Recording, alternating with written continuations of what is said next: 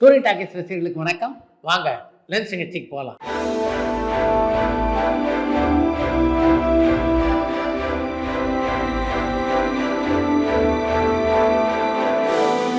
என்னம்மா முதல் கேள்வி? சிவாஜி கணேசன் அவர் நடிச்ச ஏதாவது ஒரு படத்துல பின்னணி பாடகரா பாடி இருக்காரான்னு பாண்டிச்சேரியில இருந்து பெருந்தமிழன் கேட்டிருக்காங்க. ராஜராஜ சோழன், பாவை விளக்கு போன்ற படங்கள்ல பாடல்களுக்கு நடுவே சிவாஜி பேசியிருக்கிறாரே தவிர எந்த படத்திலும் பின்னணி பாடியதில்லை. உத்தம வில்லன் படம் ரொம்ப அருமையா இருந்தது.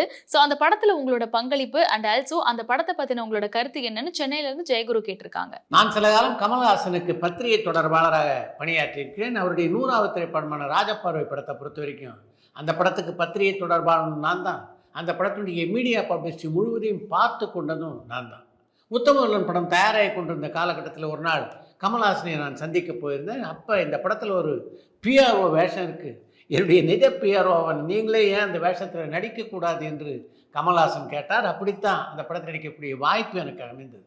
அந்த படத்தை பொறுத்த வரைக்கும் எனக்கு மிகவும் நிறைவாக இருந்த ஒரு விஷயம் என்னென்னா, கே பாலச்சந்தரோடு தொடர்ந்து பல நாட்கள் அந்த படப்பிடிப்பில் இருக்கக்கூடிய ஒரு வாய்ப்பு எனக்கு கிடைத்தது. அதனால் அவரோடு இன்னும் கொஞ்சம் கூடுதலாக பழகவும் எனக்கு வாய்ப்பு கிடைத்தது. அதுதான் அந்த படத்தை பொறுத்த வரைக்கும் என்னால் மறக்க முடியாத ஒரு விஷயம். மௌனராக மூவில வர மோகன் ரேவதியோட வீடு டெல்லியில இருக்கா இல்ல அது செட்டானு கனடால இருந்து மாலினி கேட்டிருக்காங்க. மௌனராம் படத்தில் இடம்பெற்றிருந்த வீடு சென்னையில் தான் இருக்குது, டெல்லியில் இல்லை.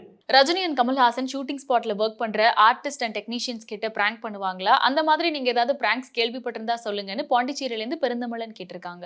எனக்கு தெரிஞ்ச ரஜினிகாந்தை விட கமல்ஹாசன் தான் அதிகமாக பிராங்க் செய்வார். பாரதி ராஜாவுடைய படங்களுடைய படப்பிடிப்பு நடைபெற்ற போது அந்த படத்தினுடைய சில் போட்டோகிராஃபரான லட்சுமிகாந்தனை பல முறை நீச்சல் குளத்திலே தள்ளி விட்டு கமல்ஹாசன் வேடிக்கை காட்டியதை நான் பல முறை பார்த்திருக்கிறேன். ஒரு காலத்துல பல ஹிட் சாங்ஸை பாடி நிறைய அவார்ட்ஸ் வாங்கின பாடகி அப்படின்னா அது சின்மயி. அவங்க இப்போ தமிழ் சினிமால பெருசா எந்த ஒரு பாடலும் பாடலையே. இதை பத்தின உங்களோட கருத்து என்னன்னு சேந்தமங்கலம்ல இருந்து விக்னேஸ்வரன் கேட்டிருக்காங்க. பல வெற்றி பாடல்களை பாடியிருக்காங்க அப்படிங்கிறதுக்காக மட்டும் எந்த ஒரு பின்னணி பாடகையும் எந்த இசையமைப்பாளரும் தேர்ந்தெடுக்க மாட்டாங்க. அந்த காட்சியினுடைய சூழலுக்கேற்ப பாடக்கூடிய ஒரு பின்னணி பாடகை தான் அவங்க தேர்ந்தெடுப்பாங்க. அது மட்டும் இல்லாமல் பொதுவாகவே பார்த்தீங்கன்னா எவ்வளோ பிரபலமான பாடகைகளாக இருந்தாலும் ஒரு சில காலகட்டத்திலே அவங்களுக்கு வாய்ப்பு இல்லாமல் போகிறதுன்றது சகஜமாக அமைகின்ற ஒரு நிலை தான். ஒட்டுமொத்த அமெரிக்கன் சினி வேர்ல்டு ஹாலிவுட் அப்படின்னு கூப்பிடுறாங்க. ஆனா இந்தியால மட்டும் பாலிவுட், டாலிவுட், கோலிவுட் அப்படின்னு சொல்லி நிறைய பேர் வச்சிருக்காங்க. அது தப்பு அப்படின்னு சொல்லி ஏஆர் ரஹ்மான் சொல்லியிருக்காரு. ஒட்டுமொத்த இந்தியன் சினி வேர்ல்டு அடங்கின மாதிரி ஒரு பேர் சொல்லுங்கன்னு சிவனேஷ் கேட்டிருக்காங்க. இவ்வளவு பெரிய பொறுப்பை எங்கிட்ட ஒப்படைக்கணும் அப்படின்னு நினைச்சதுக்கு நன்றி. மொத்தமாக இந்திய படவுக்கே பெயர் சூட்ட வேண்டும் என்றால் அதையெல்லாம் திரையுலகிலே உள்ள சில பெரியவர்கள் செஞ்சால் தான் சரியா இருக்கும். ஆக்டர் விஜய் சினிமா விட்டு அரசியல் போறேன் அப்படின்னு அறிவிக்காம இருந்திருந்தா கில்லி படம் ரீரிலீஸ் அப்போ இவ்ளோ ஹிட் ஆயிருக்குமா அப்படின்னு கேசவன் கேட்டிருக்காங்க. அரசியலில் அடியெடுத்து வைக்க போகிறேன் என்று விஜய் அறிவித்ததற்கும் கில்லி திரைப்படத்துடைய மறுவெளியீட்டினுடைய வெற்றிக்கும் சம்பந்தம் இருப்பதாக நான் நினைக்கல.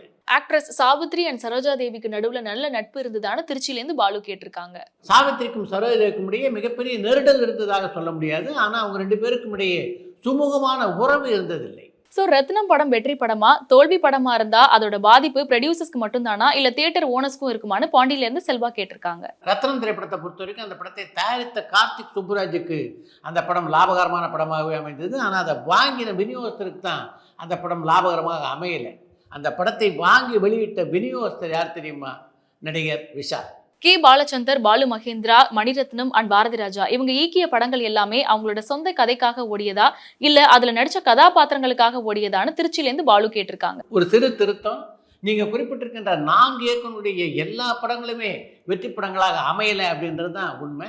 எந்தெந்த படங்கள் வெற்றி பெற்ற படங்களாக அமைந்ததோ அந்த படங்களும் பார்த்தீங்கன்னா அந்த படத்தினுடைய கதையமைப்புக்காகத்தான் வெற்றி படங்களாக அமைந்தனமே தவிர அந்த படத்தினுடைய கதாபாத்திரங்களுக்காக மட்டும் அல்ல. ஒரு திரைப்படத்திலே கதாபாத்திரம் சிறந்த முறையில் அமைக்கப்பட்டிருக்கு அப்படின்றதுக்காக ஒரு திரைப்படத்தை பார்ப்பதற்கு ரசிகர்கள் போகமாட்டாங்க. அந்த கதாபாத்திரத்தை சுற்றி அமைக்கப்பட்ட திரைக்கதை இருக்குல்ல, அது எந்த அளவுக்கு சுவாரஸ்யமாகவும் ரசிக்க முடியாமல் இருக்கிறது அப்படின்றத பார்த்து தான் ரசிகர்கள் அந்த படத்திற்கு போவார்கள். சார், விஜய் சேதுபதியோட பையன் சூர்யா நடிக்கிற ஃபீனிக்ஸ் படத்தோட அப்டேட் சொல்லுங்கன்னு செண்பகராமன் கேட்டிருக்காங்க.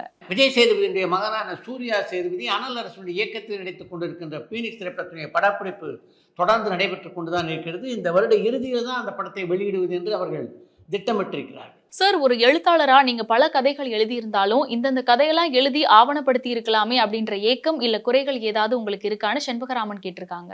எனக்கு அப்படி எந்த குறையும் இல்லை, ஏக்கமும் இல்லை. சோ டைரக்டர்ஸ் புஷ்கர் காயத்ரி இப்ப ஏதாவது தமிழ் படங்கள் இயக்கிட்டு இருக்காங்களான்னு இலங்கையில இருந்து ரியாஸ் கேட்டிருக்காங்க. புஷ்கர் காயத்ரியை பொறுத்த வரைக்கும் அவங்க இயக்குகின்ற எந்த படத்துடைய படப்பிடிப்பும் இப்போது நடைபெறவில்லை. அடுத்த படத்திற்கான ஆரம்ப வேலைகளில் தான் இப்போ அவங்க இருக்காங்க. சார், விஜய் அண்ட் அஜித் என்னதான் கமர்ஷியல் மூவிஸ்ல நடிச்சாலும் அதுக்கு பின்னாடி வந்த தனுஷ் நடிக்கிற படங்கள் எல்லாமே இப்ப வரைக்கும் நிலைச்சிருக்கு. இத பத்தின உங்களோட கருத்து என்னன்னு மதுரையில இருந்து தர்மராஜ் கேட்டிருக்காங்க. தனுஷுக்கு அமைந்தது மாதிரி வாய்ப்புகள் ஒரு சில நடிகர்களுக்கு தான் கிடைக்கும். தனுஷை பொறுத்த வரைக்கும் அவருக்கு வாய்ப்புகள் அமைந்தது மட்டும் இல்லை, அந்த வாய்ப்புகளை மிகச்சரியாக பயன்படுத்தி கொண்டார் தனுஷ். அதன் காரணமாக தான் இந்த 22 வருஷத்துல இப்படி ஒரு வளர்ச்சியை அவரால் பெற முடிந்தது. சார், டைரக்டர் கார்த்திக் நரேன் எடுத்த படங்கள் ரிலீஸ் ஆகுமா ஆகாதா, அவரை பத்தின அப்டேட் இருந்தா சொல்லுங்கன்னு பாலக்கோடுல இருந்து ஜான் கேட்டிருக்காங்க. ஐங்கரன் மூவிஸ் நிறுவனத்துக்காக கார்த்திக் நரேன் இயக்கியுள்ள திரைப்படம் இன்னும் வெளியாகல. அந்த படம் வெளியானதுக்கு பின்னால தான் கார்த்திக் நரேனுடைய அடுத்த படம் என்ன அப்படின்றது முடிவாகும்.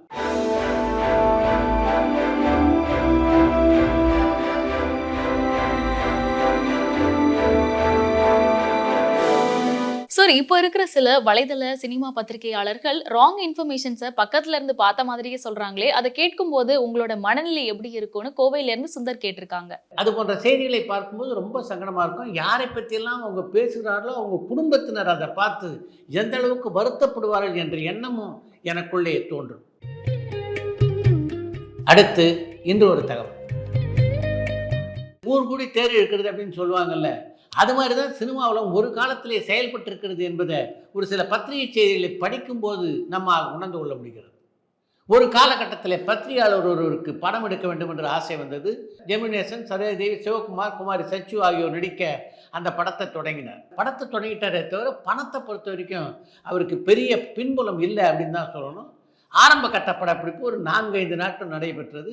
சிவகுமார், குமாரி சச்சு சம்பந்தப்பட்ட சில காட்சிகளையும் அந்த படத்தின் இயக்குனரான ஜம்பு இயக்கினார். இந்த ஜம்பு தான் புரட்சித் தலைவர் எம்ஜிஆர் நடித்த நம் நாடு திரைப்படத்தை இயக்கியவர்.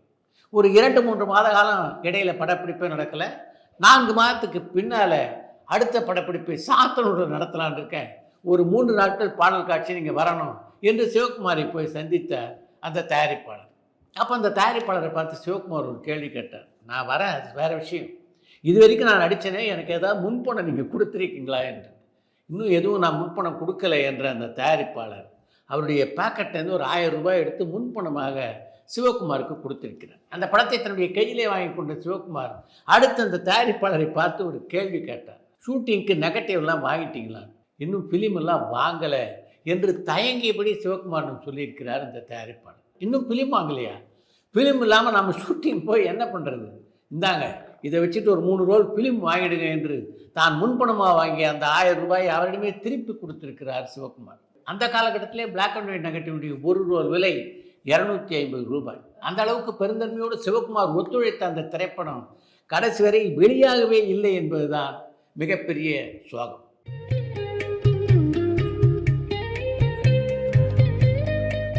இத்துடன் இன்றைய லென்ஸ் நிகழ்ச்சி நிறைய பெறுகிறது. மீண்டும் அடுத்த லென்ஸ் நிகழ்ச்சியிலே சந்திப்போம்.